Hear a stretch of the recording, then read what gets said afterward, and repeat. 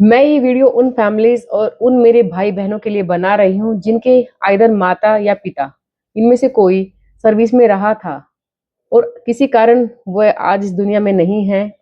तो वो परिवार जो पेंशन ले रहा है या फिर पूरी सैलरी ले रहा है। कुछ ऐसे परिवार होते हैं जिन्हें गवर्नमेंट की पॉलिसीज़ के बारे में अवेयरनेस नहीं होती है, तो वो उनका पूरा बेनिफिट नहीं उठा पाते हैं। क्योंकि अब आपका परिवार पेंशन या अ, सैलरी तो ले रहा है, लेकिन गवर्नमेंट के टच में नहीं है। अब गवर्नमेंट के टच में नहीं है, तो गवर्नमेंट की पॉलिसी से आप अवेयर नहीं हैं। अगर कोई ऐसा भी है आपके परिवारजन, तो हो सकता है वो भी आपको इस चीज़ से अवेयर ना करवाएँ। बट वही ये बात किसी ने सच कही है कि अगर आपकी लग जाती है गवर्नमेंट जॉब, तो आप हो जाते हैं गवर्नमेंट के जमाई। उसे सिंपल भाषा में समझें तो गवर्नमेंट आपका पूरा ठेका उठाती है, आपके परिवार को पूरी सहायता करती है। जो भी आप गवर्नमेंट की पॉलिसीज़ हैं, उनका बेनिफिट पूरा ले सकते हैं, अगर आप उस पॉलिसी से अवेयर हैं तो। ये वीडियो मैं इसलिए बना रही हूँ कि मैंने खुद देखा है अपनी लाइफ में कि कुछ ऐसे परिवार थे, जो गवर्नमेंट की पॉलिसी से अवेयर नहीं थे और उनको बहुत लॉस भी हुआ है इस चीज़ का। लेकिन आपको इस चीज़ का लॉस ना हो, मेरा ये वीडियो पूरा देखना। मैं एक छोटी-सी स्टोरी आपको बताऊँगी, आप उस स्टोरी से बिल्कुल रिलेट कर सकते हैं कि क्यों आपको गवर्नमेंट की पॉलिसी का पता होना चाहिए। गवर्नमेंट की पॉलिसी मेडिकल से रिलेटेड मैं इस वीडियो में बताने वाली हूँ और बहुत ज़रूरी होता है मेडिकल के बारे में। मेडिकल के खर्चे बहुत मोटे होते हैं, बहुत ज़्यादा खर्चे होते हैं। तो अगर आपको गवर्नमेंट की इस पॉलिसी का पता है, तो आप पूरा बेनिफिट उठा सकते हैं। बात करते हैं स्टोरी की। एक परिवार जिसके फादर एक्सपायर हो गए थे किसी कारण, उस परिवार को अपने पिता की सैलरी मिल रही थी। अब वो परिवार सैलरी तो ले रहा था। उस परिवार में एक किसी भी एक फैमिली मेंबर को, सदस्य को क्रोनिक डिजीज़ हो गई। भई जब किसी भी परिवार में इस तरह की कोई क्रोनिक डिजीज़ हो जाती है, तो ट्रीटमेंट बड़ा ही मुश्किल हो जाता है उस परिवार के लिए। उस छोटी-सी सैलरी से आप किसी भी बड़ी क्रोनिक डिजीज़, कैंसर जैसी बीमारी का ट्रीटमेंट नहीं करवा पाओगे, क्योंकि बहुत मोटे खर्चे होते हैं ट्रीटमेंट के और बहुत महँगी दवाइयाँ होती हैं। तो कहीं से कुछ लोन लेना, किसी से उधार लेना, कई बार आप दवाई अफ़ोर्ड नहीं कर पा रहे, आपकी ट्रीटमेंट बीच में रुक जाती है। इस तरह की बहुत सी प्रॉब्लम्स आप फेस करनी पड़ती हैं, क्योंकि वो परिवार अवेयर नहीं था गवर्नमेंट की पॉलिसी से। तो कुछ कि गवर्नमेंट आपको एडवांस मेडिकल देती है, गवर्नमेंट आपको मेडिकल रिइम्बर्समेंट भी देती है। इन दोनों ही पॉलिसी से उस परिवार अवेयर नहीं था। लेकिन आपके साथ ऐसा ना हो, इसलिए मैं ये वीडियो बना रही हूँ। बिल्कुल, आपका परिवार के कोई भी इस तरह के मेडिकल बिल है जिसमें कोई ट्रीटमेंट आपकी हुई है, आपके माता की हुई है। देखो, डिपेंडेंट भी इसमें मैटर रखता है कि अगर आप किसी भी एज के हैं, अगर आप अनमैरिड हैं, तो आप अपने परिवार, अपने माता या पिता पर डिपेंडेंट ही माने जाते हैं शादी से पहले-पहले।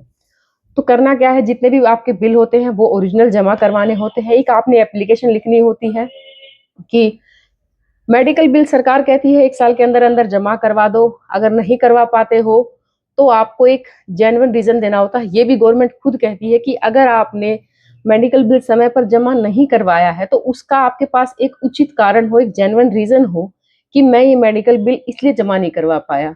हो सकता है उस परिवार में किसी की डेथ हो गई हो सकता है मेडिकल बिल कहीं मिस हो गए हो सकता है मैं आपके घर में कुछ काम चल रहा हो, तो मेडिकल बिल कुछ रह गए, कुछ कहीं गुम हो गए। तो कुछ भी आपका रीज़न हो सकता है, कोरोना टाइम था या फिर मैं पॉलिसी से अवेयर नहीं था, कुछ भी रीज़न आप उसमें अपना दीजिए।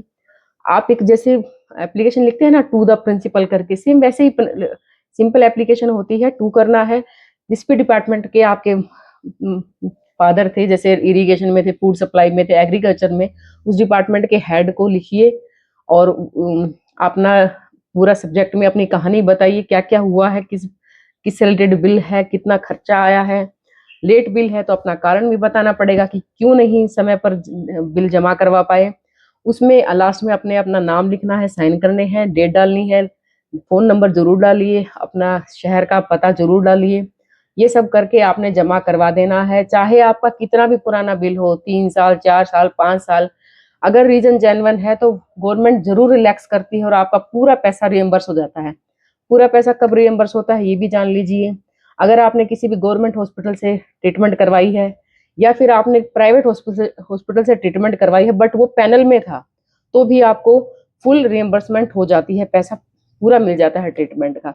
लेकिन अगर आपने करवाई है प्राइवेट हॉस्पिटल से और वो पैनल में भी नहीं था, तो आपको मिलते हैं पीजीआई रेट। तो पीजीआई रेट का जो भी बनता है वो आपका मिल जाएगा।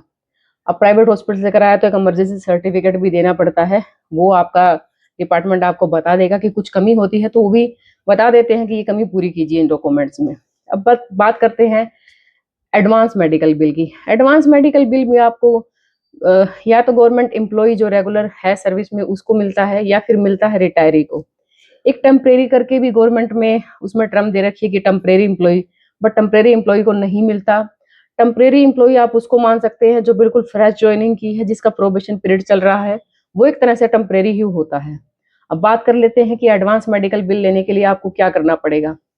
आप जिस भी हॉस्पिटल में कोई ट्रीटमेंट करवाना चाहते हैं, मान लीजिए हार्ट की कोई ट्रीटमेंट है, उसका खर्चा 1 लाख है या 2 लाख है, कुछ भी है, वो बिल आप उस डॉक्टर से बनवाइए, उसको ऑथराइज वहां से करवा लीजिए, वो बिल अपने डिपार्टमेंट में दीजिए, अपनी एप्लीकेशन लिखिए कि मुझे एडवांस मेडिकल चाहिए। ऐसे गवर्नमेंट हॉस्पिटल है तो आपको जितना भी पैसा है उस बिल का वो 90% आपको मिल जाएगा। अगर वो पैनल में भी है, प्राइवेट हॉस्पिटल है बट पैनल में है, तो भी आपको फुल रिएम्बर्समेंट मतलब फुल एडवांस मेडिकल मिल जाएगा। लेकिन अगर वो है प्राइवेट हॉस्पिटल, फिर वही बात आती है, आपको मिलेगा 75% या फिर मिलेगा आपको पीजीआई रेट। तो एडवांस मेडिकल उस कंडीशन में ले सकते हैं जिसमें बिल्कुल अर्जेंसी हो जाती है, आप पैसे अफोर्ड नहीं कर पा रहे उस ट्रीटमेंट के लिए और ऑपरेशन कराना बहुत जरूरी होता है, तो उस कंडीशन में आप एडवांस मेडिकल बिल ले सकते हैं।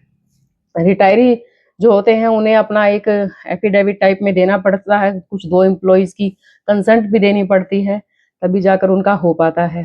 देखिए मेडिकल जो बिल होते हैं वो 3 लेवल पर डील होते हैं। अगर आपने 6 महीने के अंदर अंदर मेडिकल बिल दिया है तो आपका फील्ड डिपार्टमेंट, जिस डिपार्टमेंट अगर मान लो फील्ड ऑफिस से हैं तो वो फील्ड ही आपका डील कर लेगा। अगर 6 महीने से ज़्यादा का टाइम हो गया है तो वो बिल जाते हैं हेड ऑफिस में, और अगर 1 साल से ज़्यादा का समय हो गया है तो फिर आपके जाते हैं एडमिन ऑफिस में।